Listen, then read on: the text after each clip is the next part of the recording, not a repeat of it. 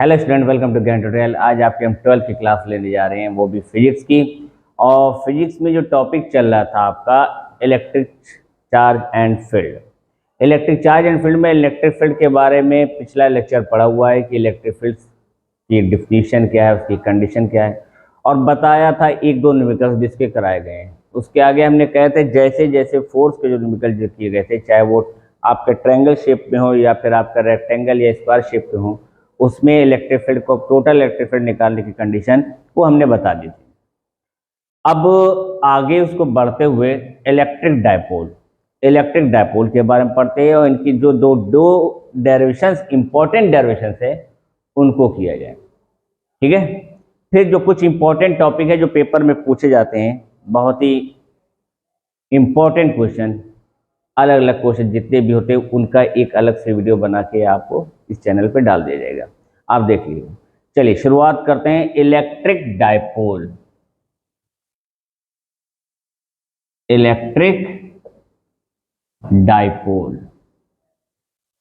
Dipole, die मतलब दो होता है, पोल मतलब यानी कि दो ध्रुव, दो कोने पे, दो जगह पे, उनके बीच के आपके कंडीशन निकालना। डाई यानी एक पोल ये बन गया हमने और एक पोल ये बना लिया, ये दो पोल बना लिए। एक पे हमने नेगेटिव चार्ज रखा, एक पे पॉजिटिव चार्ज रखा। जितना नेगेटिव चार्ज रखा उतना ही पॉजिटिव चार्ज रखा, यानी सेम।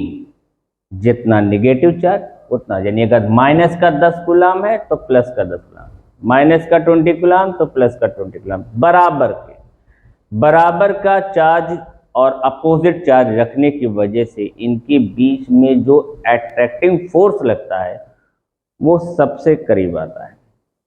ठीक, क्योंकि बराबर का होता है, दोनों बराबर से अट्रैक्ट करते हैं और करते करते सबसे करीब आता है। तो ये शॉर्टेड डिस्टेंस, तो इनका डिस्टेंस जो होता है बहुत कम होता है। शॉर्टेज डिस्टेंस 2a से भी लिखते हैं, 12 से लिखते हैं, चलिए 2 ही लिख देते हैं। शॉर्टेज डिस्टेंस इसका बहुत कम होता है, यानी अगर कहा जाए कि इसके मिड पॉइंट पे, यहाँ पे हमने O बना लें, तो यहाँ से इसका डिस्टेंस ए होगा और इसका भी डिस्टेंस ए होगा। इस पॉइंट पे इसका फोर्स जो होगा, लगने वाला फोर्स जो होगा, वो मैक्सिमम होगा, अट्रैक्टिंग फोर्स है। अब जब ये फोर्स लग रहा है तो हमेशा डायपोल का डायरेक्शन जो होता है वो निगेटिव टू पॉजिटिव होता है, यानी माइनस से प्लस की ओर। इलेक्ट्रिक डायपोल का डायरेक्शन, इनकी डिफिनीशन जो बनी वो इसी पे बनी कि कोई भी एक चार्ज हो और उनके बीच का शॉर्टेज डिस्टेंस हो, उसी को हम लोग इलेक्ट्रिक डायपोल कहते हैं। ठीक है, उसी को हम लोग इलेक्ट्रिक डायपोल कहते हैं। यानी a pair of equal and opposite charges, a pair of equal and opposite charges separated by a small distance is called electric dipole।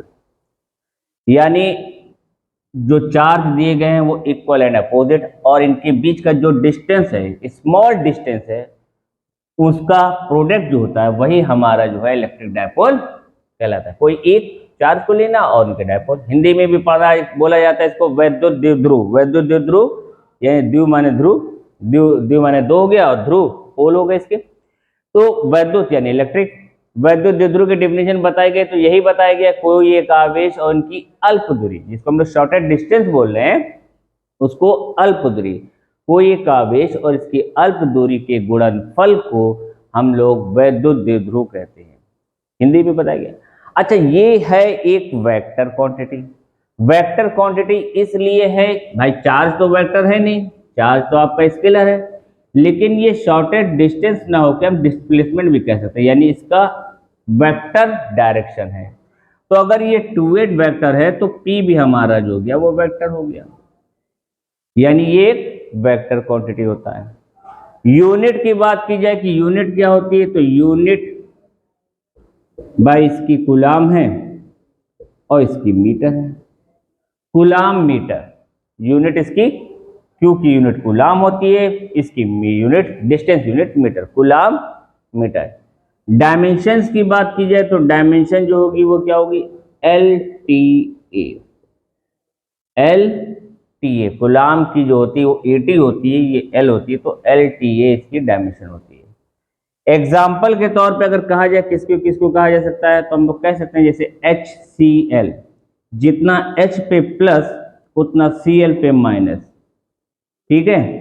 NaCl, N पे प्लस Cl पे माइनस, H2O, यानी अगर H को देखेंगे तो H पे यहाँ पे 2 H हो जा रहे हैं और यहाँ पे O हो गया, तो इस पे भी एक प्लस, इस पे भी एक प्लस और यहाँ पे 2 माइनस हो गए। तो ये हमारे डायपोल बनाते हैं जब इनके बैलेंसिंग पार्ट मिलते हैं, यानी जितने चार्ज पॉजिटिव हो और उतने ही नेगेटिव हो, तो वो हमारा डायपोल कंडीशन बनती है। कोई डाउट? कोई डाउट तो आप बताएं, ठीक है। कोई भी डाउट हो तो आप कमेंट्स में हमसे पूछ सकते हैं। सिंपल सा बस आप ध्यान रखिएगा, अगर इसके डेफिनेशन पूछता है तो आप pair of equal and opposite charges, equal and opposite charges separated by a small distance is called electric dipole. Hindi में कोई एक आवेश और उनकी अल्प दूरी के गुणनफल को वैद्युत ध्रुव आघूर्ण कहते हैं। इसे P से प्रदर्शित करते हैं, डोनेटेड बाय P। ये एक सदिश राशि है, यानी कि एक vector, it is vector quantity, और यूनिट एंड डायमेंशन लिख दिया हमने। ये छोटा सा पार्ट होता है डायपोल का। डायपोल तभी बनेगा जितना पॉजिटिव उतना निगेटिव में चार्ज हो तब।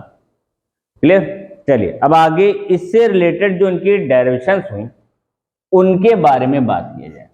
इलेक्ट्रिक डायपोल हो गया, इलेक्ट्रिक फील्ड भी पढ़ चुके थे। इलेक्ट्रिक डायपोल की वजह से जो इलेक्ट्रिक फील्ड पे इफेक्ट पड़ा उसका जो फॉर्मूला बना, चाहे वो एक्सियल हो या इक्वेटोरियल कंडीशन हो, तो उसकी डायरेक्शन को आज देखा जाए। तो आप पहले हेडिंग लिख लिए, electric field at N axial point.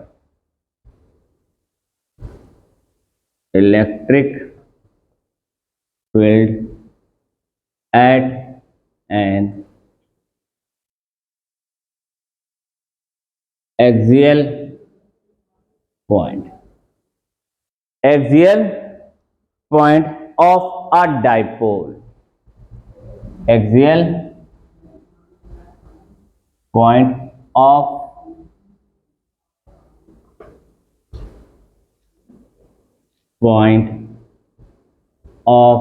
a dipole। Axial point, एक एक्सियल पॉइंट पे निकालेंगे, फिर एक इक्वेटोरियल पॉइंट पे निकालेंगे, यानी कि हिंदी में अक्षीय और निरक्षीय बोला जाता है, अक्षीय और निरक्षीय। तो शुरुआत की जाए, इसका डायरेक्शन थोड़ी बड़ी है, ध्यान से देखिएगा और इंपॉर्टेंट बहुत है, इंपॉर्टेंट बहुत है। ये हमने दो डायपोल बना दिए, negative charge and positive charge, ये दो डायपोल हमने बना दिए। अब ये डायपोल बन रहा है तो पहले बताया था P का डायरेक्शन तो हमारे इधर ही रहेगा। कहीं बाहर एक्सियल पॉइंट जब कहता है तो कहीं बाहर पॉइंट यहाँ पे हमारा मान लीजिए ये P है। इस पॉइंट पे हमें इलेक्ट्रिक फील्ड को फाइंड करना है। इसका नाम दे देते हैं A, इसको B दे देते हैं। मिड पॉइंट इसका O है, यानी ये तो पूरी डिस्टेंस आपकी 2a थी, अगर आधा आधा डिस्टेंस लेंगे तो ये A हो गया और ये भी A हो गया, ठीक है। ये A हो गया और ये भी A हो गया, और इसके मिड पॉइंट से P पॉइंट का डिस्टेंस R है, जहां पे हमें इलेक्ट्रिक फील्ड को फाइंड करना है। अक्षीय स्थिति यानी एक्सियल पॉइंट हमारा ये P पॉइंट पे दिख रहा है, यानी उसी के डायरेक्शन में जहां चार्ज रखा जा रहा है उसी के डायरेक्शन में आगे हमें देखना है। एक परपेंडिकुलर हो जाता है जो उसके लंब पे देखते हैं, एक उसी के डायरेक्शन में, और एक एनी पॉइंट पे भी होता है, लेकिन इन्हीं दो डायरेक्शनों में से पूछा जाता है। एनी पॉइंट वाली अगर डायरेक्शन आपने पढ़ लिया, देख लिया, तो उसी में दोनों पार्ट भी निकल सकते हैं। तो इसी के पॉइंट पे हमें देखना है।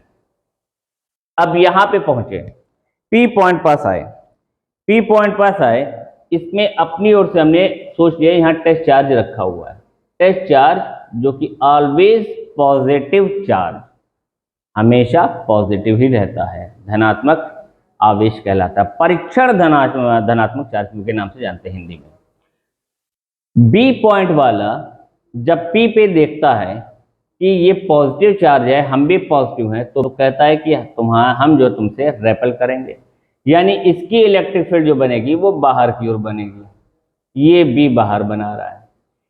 ए कहेगा हम तो निगेटिव हैं, तुम पॉजिटिव हो क्योंकि टेस्ट चार्ज तो पॉजिटिव है। ये कहेगा हम तुम्हें अपनी ओर अट्रैक्ट करेंगे, यानी इसके डायरेक्शन, इलेक्ट्रिक फील्ड का डायरेक्शन निगेटिव चार्ज की ओर होगा। ठीक है, निगेटिव चार्ज की ओर होगा। इन दोनों को डायरेक्शन को आप ध्यान से देखिए, अगर इन दोनों के डायरेक्शन को देखें तो ये निगेटिव और पॉजिटिव, जो ये ईबी का डायरेक्शन है वो एक्स एक्सिस के पॉजिटिव की ओर जा रहा है, और जो ईए का डायरेक्शन है वो एक्स एक्सिस के निगेटिव की ओर जा रहा है। यानी पी पॉइंट पे अगर हमें इसकी इलेक्ट्रिक फील्ड को फाइंड करना है, जो कि इसका एक्सियल पॉइंट कहलाता है, तो इसका एक्सियल पॉइंट के लिए हम कह सकते हैं कि ईबी पॉजिटिव है और ईए क्या है हमारा, नेगेटिव है। क्लियर, ईबी पॉजिटिव, ये नेगेटिव है। अब इलेक्ट्रिक फील्ड का जो फॉर्मूला पढ़ चुके हैं वो पुट करते हैं। पहले इसको इस क्वेश्चन में बना के छोड़ दिया। ईए और ईबी निकाल लेते हैं। ईबी निकालें, ईबी क्या होगा, ईबी होगा 1/4 पाई एप्सिलॉन नॉट के, मीडियम में मान के चल रहे हैं, बाद में इसको वैक्यूम कर सकते हैं। 1/4 पाई एप्सिलॉन नॉट के, जब बी लिख रहे हैं तो बी के हाथ से दूरी कितनी है, बीपी है, यानी Q अपॉन बीपी का स्क्वायर। R1 R2 भी करके करते हैं, हम सिर्फ इसको लिख देते हैं बीपी का स्क्वायर। अब जो दूरी निकलनी होगी निकल जाएगी। बीपी आपका क्या है बेटा, बीपी आपका है, बीपी ओपी में से ओबी को माइनस करना, यानी ये पूरी दूरी में से अगर इतने को माइनस कर दे तो हमारा बीपी आ जाएगा। तो ओपी है, टोटल ओपी है वो आर है, और ओबी का डिस्टेंस स्मॉल ए है, तो ये आर माइनस ए आ गया। यानी ईबी की वैल्यू आ गई 1/4 pi epsilon naught Q upon R minus A का होल स्क्वायर।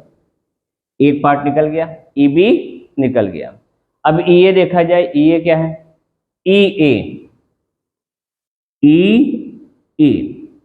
ईए का हो जाएगा 1/4 pi epsilon naught Q upon में एपी का स्क्वायर, Q अपॉन में एपी, क्योंकि यहां से पूरा यहां तक का जो डिस्टेंस है वो आपका एपी है। कितना है, एपी। तो एपी इक्वल टू क्या आ जाएगा, एपी इक्वल टू लिख सकते हैं एओ प्लस ओपी या ओपी प्लस ओए, ओपी प्लस ओए। ओपी बेटा है आर और ये है ए, ये ईपी आ गया। अब ईए क्या निकला, ईए की वैल्यू आ गई, अच्छा यहाँ के लिखते चलिएगा क्योंकि दोस्त में के मान है ना,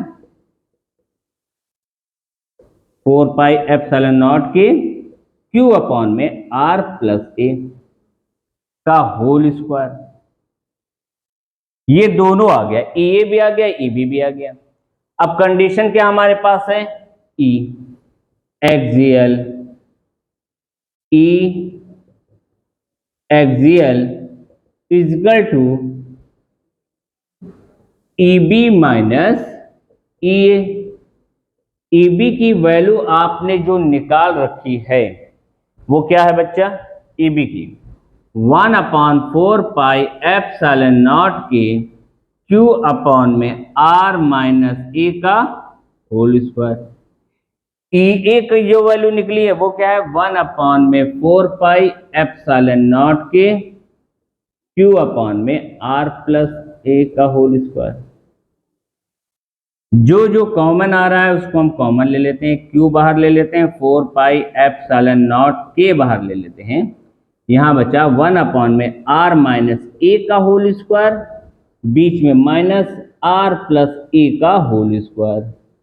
एलसीएम ले लिए, क्यू अपॉन में 4 पाई एप्सिलॉन नॉट के आर माइनस ए का होल स्क्वायर, आर प्लस ए का होल स्क्वायर, तो आर प्लस ए का होल स्क्वायर माइनस में आर माइनस ए का होल स्क्वायर। भाई एलसीएम दोनों का आया, ये इधर चला गया, ये इधर चला गया, ठीक है। ये आपका होल स्क्वायर, ऊपर a प्लस बी का होल स्क्वायर और a माइनस बी का होल स्क्वायर खोल दें, नीचे इनका a minus B a plus B यानी a square minus B square हो जाएगा। q अपॉन में 4 पाई एप्सिलॉन नॉट के R square plus A square plus 2ra, जब ब्रैकेट के साथ खोलेंगे तो माइनस का आर स्क्वायर माइनस का ए स्क्वायर प्लस 2ra अपॉन में A minus B A plus B यानी R square minus A square का होल स्क्वायर। आर स्क्वायर ये पॉजिटिव था, ये निगेटिव था, ए स्क्वायर ये पॉजिटिव था, ये निगेटिव था, मिला क्या हमें? ई एक्सियल की वैल्यू जो अभी तक मिल रही है वो क्या मिली? Q अपॉन में 4 पाई एप्सिलॉन नॉट के 4RA अपॉन में R square minus A square का होल स्क्वायर। क्लियर? ये इतना आ गया, अब ज्यादा देर का नहीं है, ये इतना आ गया। जब ये आ गया तो उसके बाद क्या करना है? इधर का रफ कर दें, चलिए नोट कर लीजिए इसे।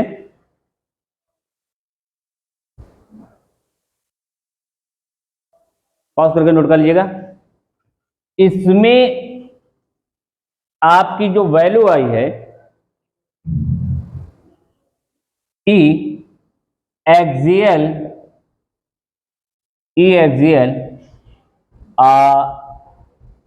Is to Q 1 upon 4 pi epsilon naught के Q into 2a, Q into 2a, देखो यहाँ 4RA है, Q इंटू 2a एक पास कर दो क्योंकि हमें डायपोल में निकालना है। और डायपोल की डिफिनीशन अभी बताई थी कि कोई भी एक चार्ज और उनके स्मॉलेस्ट डिस्टेंस के प्रोडक्ट को ही हम लोग डायपोल कहते हैं। यानी कोई भी एक चार्ज यहाँ पे Q हो गया हमारा और स्मॉलेस्ट डिस्टेंस यानी इसकी जो वैल्यू 2a होगी वो निकाल लिया गया। इसके बीच का डिस्टेंस क्या है? 2a है, 2a निकाल लिया। बचा कौन रह गया इसमें? बचा रह गया एक 2r और अपॉन में R square minus A square का whole square. Electric 4 pi epsilon naught के ये P हो गया, P इंटू 2r अपॉन में R square minus A square का होल स्क्वायर। ई एक्सियल, ये P आ गया। अब P का फंडा आ गया। जब ये P निकल आए तो अब R पे आ जाए। लिखा ये जाएगा, ग्राफ में आप देखा होगा कि R जो है बहुत बड़ा है A से। A डायपोल का 2a वैसे ही छोटा डिस्टेंस, उसका और पार्ट कर दो तो और छोटा हो गया क्योंकि बहुत करीब तो आ ही चुके होते हैं। तो R की जो वैल्यू होती है वो A से बहुत बड़ी होती है। जब ये बहुत बड़ी होती है तो A को इग्नोर कर देते हैं, यानी इसको बहुत छोटा मान लेते हैं, 0 के बराबर।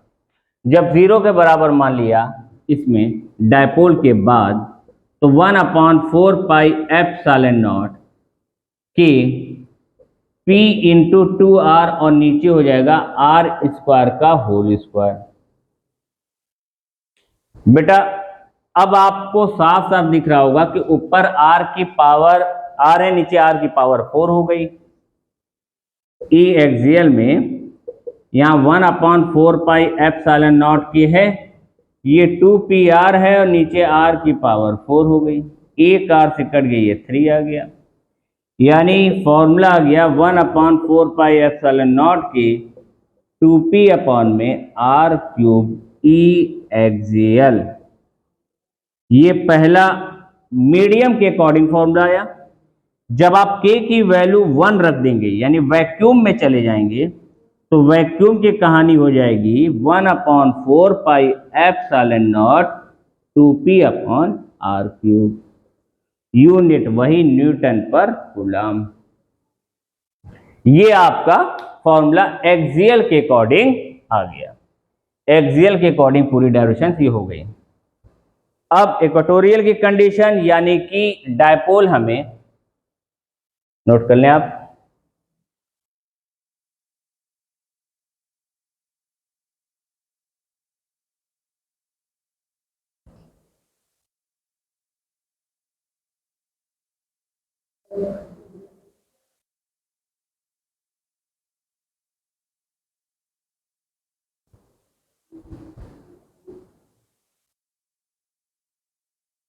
इक्वाटोरियल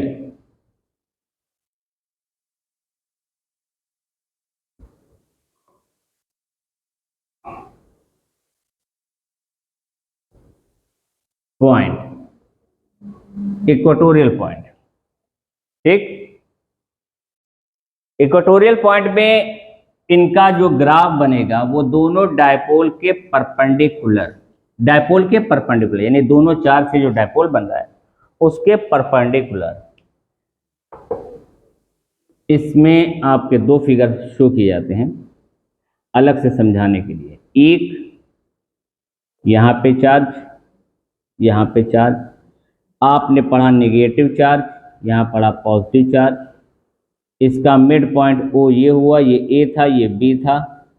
इसका डिस्टेंस ए, यहाँ से भी ए हो गया।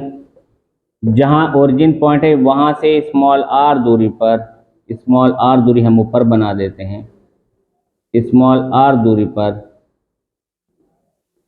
एक पॉइंट आपका पी है। यहाँ से आपका इसका इलेक्ट्रिक डायपोल बताना है। यहाँ पे इलेक्ट्रिक फील्ड फाइंड करनी है पी पॉइंट पे। अब जब यहाँ पे फाइंड करनी है तो पहले जो काम बताया है वो ध्यान रखना है। जिस पॉइंट पे फाइंड करनी है उस पॉइंट पे आ जाओ और यहाँ पे पी पॉइंट पे टेस्ट चार्ज को रख दो। अगर यहाँ पे टेस्ट चार्ज को हम रख देते हैं तो प्लस वाला ये क्यू चार्ज जो है इसको क्या कहेगा, कहेगा कि हम आपको रेपल कर रहे हैं, यानी इसका डायरेक्शन जो होगा, अच्छा ये थीटा एंगल शो कर लेते हैं, इसका डायरेक्शन जो होगा वो यूं होगा, ये इसको रेपल कर रहा है। अब इसको अलग से भी बना देंगे, ये इसका ईबी वाला इसको इधर रेपल कर रहा है। ईए वाला कहेगा कि देखो हम तो निगेटिव हैं, हम तुम्हें अपनी ओर अट्रैक्ट कर रहे हैं, ये इसको अट्रैक्ट कर लेगा। अब यहाँ पी पॉइंट पे दो कंपोनेंट आपके बन जाएंगे, दो घटक बन के आ जाएंगे, एक हॉरिजॉन्टल एंड एक वर्टिकल। यहां से हमने एक सीधी लाइन को ड्रा करते हैं और यहाँ पे हम इसकी नेट इलेक्ट्रिक फील्ड निकालते हैं जिसको हम लोग ई इक्वा बोलते हैं, इक्वाटोरियल का इक्वट, ठीक है, निरक्षीय, हिंदी में निरक्षीय। अब इसके फिगर को अगर कहें ऐसे बना के, जहाँ पे पी पॉइंट है हमारी, ये पी पॉइंट है हमारा, इस पी पॉइंट से ड्रा किया है, एक ऐसे गया है एक ऐसे गया है, ये दिख रहा होगा आपका। इस डायरेक्शन में हमने ई ए बनाया है, इस डायरेक्शन में हमने ई बी बनाया है, ई बी। ई ए और ई बी की घटक में बांटा गया यानी कंपोनेंट में बांटा गया, तो ये एक हॉरिजॉन्टल एंड एक वर्टिकल। ये वाई एक्सिस के पॉजिटिव, पहले बी को देखो, पहले बी को देखो, बी कहेगा हम इलेक्ट्रिक फील्ड का ऊपर बना रहे हैं, E B sine theta, vertically sine लेते हैं जो भी एंगल होता है। अगर यहाँ थीटा है तो ये भी हमारा थीटा है, ये थीटा है, तो ये हम इसको ई बी साइन थीटा, और इधर वाला अगर कहेंगे तो ये हमारा ई बी कॉस थीटा होगा।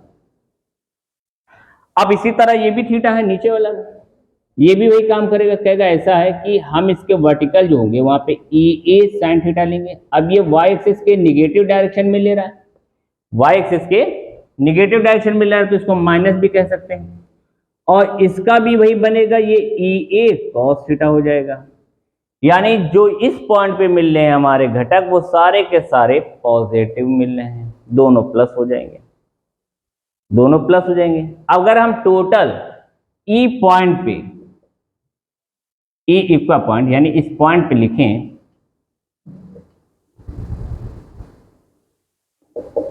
तो हम इन घटकों को क्या लिखेंगे, लिखेंगे E B sine theta plus E B cos theta plus E A cos theta और लास्ट में plus E A sine theta minus E A sine theta, क्योंकि ये नीचे की ओर जा रहा है। यानी सही ढंग से अगर साइन और कॉस को लिख लें तो ये E B minus E A sine theta एक पास हो गया और E B plus E A cos theta एक पास हो गया। ये हमारा इसकी कंडीशन बन के आई जहां पे हमें इलेक्ट्रिक फील्ड बनेगी, इसमें हमें रखना रहेगा। अब पहले वैल्यू निकाल लेते हैं। वैल्यू कैसे निकलेगी, वैल्यू निकालने के लिए पहले ई ए ई बी की निकालने, तो ई ए अगर हम देखें तो ई ए हमारे पास क्या है, ई ए है 1/4 pi epsilon naught Q upon में ई ए, ये ए लिखा है ना, ई ए यहां से यहां की दूरी को देखा जाएगा तो ये एपी होगा, ई ए यानी एपी का स्क्वायर। अब एपी कितना है, तो एपी अगर देखा जाएगा कि एपी स्क्वायर कितना है तो ये हमारा हाइपोटेनियस बन रहा है, कर्ण बन रहा है, परपेंडिकुलर का स्क्वायर प्लस बेस का स्क्वायर, यानी कह सकते हैं R square plus A square. ये आर स्क्वायर हो गया, ये ए स्क्वायर हो गया, R square plus A square. तो ए की वैल्यू आ जाएगी, अगर के साथ भी ले लेते हैं, मीडियम के साथ ले रहे हैं, 1/4 पाई एप्सिलॉन नॉट के क्यू अपॉन में R square plus A square, ऐसे ही लिखा जाएगा क्योंकि इसका होल स्क्वायर के हमें पूरा पुट कर दिया। इसी तरह ईबी को देखें, ईबी भी हमारे पास क्या आएगा 1/4 पाई एप्सिलॉन नॉट के क्यू अपॉन में बीपी का स्क्वायर। अच्छा बीपी भी वही है, जितना एपी है उतना बीपी है। बीपी की वैल्यू क्या हो जाएगी 1/4, लिखना चाहो तो लिख लो, बीपी की वैल्यू भी सेम वही आएगी बेटा, कोई फर्क नहीं है। यहाँ से भी परपेंडिकुलर भी वही है और इसका बेस भी वही है, यानी कि R square plus A square. यानी ईबी अगर निकालना चाहें तो EB EB 1/4 pi epsilon naught Q upon में R square plus A square, इसकी भी वैल्यू सेम आई, सेम कंडीशन सेम वैल्यू। यानी ई जो है ईबी दोनों की वैल्यू हमारी सेम है 4 पाई एप्सिलॉन नॉट के क्यू अपॉन में R square plus A square, जिसको हम ई लेट कर लेते हैं। इतना लंबा कौन वैल्यू लिखेगा। ईबी की वैल्यू लाओ और ला के इस जो इक्वेशन लिखा था इक्वेटोरियल के पॉइंट निकालने के लिए इसमें रख दो। क्या लिखा है यहाँ पे, EB minus E A sine theta plus EB plus E A cos theta, EB plus E A cos theta. EB भी ई है, ये भी ई है साइन थीटा, ये भी ई है, ये भी ई है, दोनों को ई मान रखा है कॉस थीटा। ये तो चला गया, यानी साइन का मामला खत्म। टॉपिक में लिखा गया, थ्योरी में लिखा गया कि साइन के घटक कट जाते हैं, यानी इनके कंपोनेंट हट जाते हैं, सिर्फ कॉस के बचते हैं। यहाँ 2e cos थीटा बचा, यानी e इक्वट अगर देखेंगे तो 2e cos थीटा मिला, 2e cos थीटा मिला, ये दो चीज मिला हमारा। अब इसी में हमें वैल्यू रखना है। चलिए नोट कर लिए, पहले एक बार और ध्यान से देख लें, आप समझ लें कि हमने इसमें किया क्या है। पहले बनाया है इनका इक्वेटोरियल पॉइंट की कंडीशन में।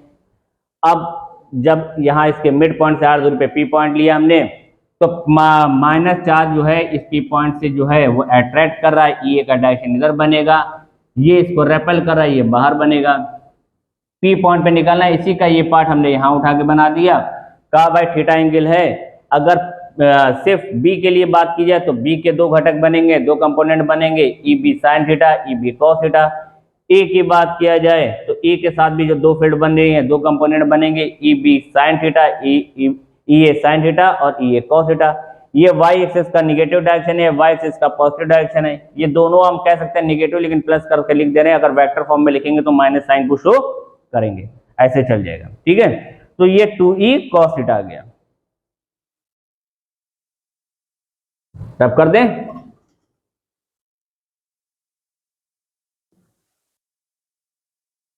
अब जब इसको निकल आया है हमारा e 2e cos थीटा, पहले इक्वल 2e cos थीटा, तो e की वैल्यू पुट कर दी जाए जो लिखी हुई है पहले। 2e की वैल्यू है 1/4 pi epsilon naught k q upon में r square plus l square cos theta. cos theta figure मिट गया। चलिए एक से बार और देख लेते हैं। फिगर में बनाया था, क्या बनाया था, यहां पे डायपोल बना था। इस डायपोल में यहां पे हमने r दूरी पे इसके मिड पॉइंट से, यानी इधर से a और इस साइड से a पे, यहाँ a था नेगेटिव चार्ज था, यहाँ b था पॉजिटिव चार्ज था। इसके पॉइंट को लिया था या p पॉइंट, ये p पॉइंट बन के आया था। ठीक है, ये तो हुआ था। तो इस p पॉइंट पे अगर ये एंगल को हमने थीटा मान रखा है, तो cos थीटा की वैल्यू क्या होनी चाहिए, बेस अपॉन हाइपोटेनियस। बेस तो इसका ये है, हाइपोटेनियस क्या आएगा इसका, अंडर रूट में R square plus A square, चाहे इस साइड का कहो चाहे इस साइड का कहो, किसी से भी कहो। तो यानी cos थीटा की जो वैल्यू आएगी, वो cos थीटा की वैल्यू आएगी a अपॉन अंडर रूट में R square plus A square, ये इसकी वैल्यू आएगी। इस वैल्यू को जहां cos थीटा इक्वेशन में लिखा है वहां पुट कर देंगे। इस वैल्यू को उठा के इसमें पुट कर दें, तो E इक्वल 2 ब्रैकेट में 1/4 pi epsilon naught k q upon में r square plus a square, यहाँ a चल रहा था, a square and cos theta की वैल्यू हो जाएगी क्या बेटा, a अपॉन रूट में r square plus a square. 1/4 pi epsilon naught k q into 2a upon में r square plus a square की पावर 3/2, 3/2। अब इसको हम लोग p कहते हैं, डायपोल कहते हैं, जानते हो, चार्ज और शॉर्टर डिस्टेंस। तो ये इसके यहाँ पे क्या लिखा गया, p अपॉन में R square plus A square की होल पावर 3/2। बेटा अब जब ये p बना लिया तो फिर से वही काम करेंगे। r बहुत बड़ा है a से, यानी a की वैल्यू को 0 कर देंगे, बहुत छोटी वैल्यू है। तो ये आ जाएगा 1/4 pi epsilon naught p upon R square की पावर 3/2। ये कैंसिल हो जाएगा, तो E equal 1/4 pi epsilon naught k q upon में r क्यूब, ये पहले आया। जब k को 1 कर देंगे तो E इक्वल जो आ जाएगा हमारे, यानी निरक्षीय 1/4 pi epsilon naught q upon, यहाँ पे p है, p अपॉन r क्यूब। ये आपकी फॉर्मूला प्रूव हो गया। यानी एक्सियल के लिए 2p अपॉन r क्यूब हो जाता है, इक्वेटोरियल के लिए p अपॉन r क्यूब हो जाता है। इन दोनों को अलग अलग निकाला जाता है। जो क्वेश्चन में जिस टॉपिक को कहा जाएगा वैसे किया जाता है। तो आप इन दोनों डायरेक्शन की प्रैक्टिस कर लिए, कायदे से कर लिए, क्योंकि पेपर में बदल बदल के बार बार ये पूछते रहते हैं। यूपी बोर्ड का तो बड़ा पसंदीदा क्वेश्चन कहलाता है ये। सीबीएसई में थोड़ी वैल्यू चेंज करके किया जाता है, पूछा इसी के रिलेटेड कुछ ना कुछ क्वेश्चन बना के पूछ लिए जाते हैं। तो आप इसकी प्रैक्टिस करें। कोई अगर दिक्कत या कोई परेशानी हो तो आप कमेंट्स में हमसे पूछ सकते हैं। इससे रिलेटेड जो न्यूमेरिकल्स होंगे या और न्यूमेरिकल जो इलेक्ट्रिक फील्ड के हैं वो एक साथ बना के एक ही लेक्चर में दे दिए जाएंगे और इसके आगे टॉपिक को कंटिन्यू किया जाएगा। Okay, thank you.